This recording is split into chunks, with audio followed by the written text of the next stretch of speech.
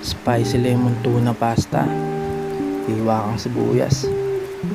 Gigate mo lang. Pitpitin mo yung boy bawang. Pakulo kang tubig, lagyan mo asin, sabuyan mo konti mantika para hindi magdikit. Yung pasta magic.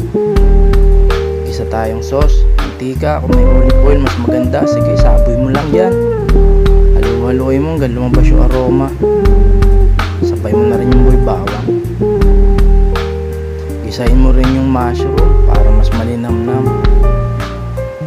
Lagay mo yung tuna. Hindi ko napapangalanan, wala naman yung bayad.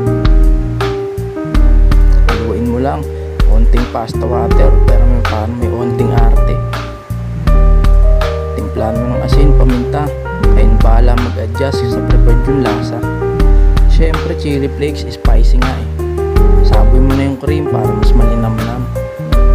At syempre yung lemon, spicy lemon nga eh. Plating na tayo, kamay-kamay na lang. Yan, sige. Teka, wala sa gitna. Lagay mo yung sauce. Uy, tumutulo, sarap.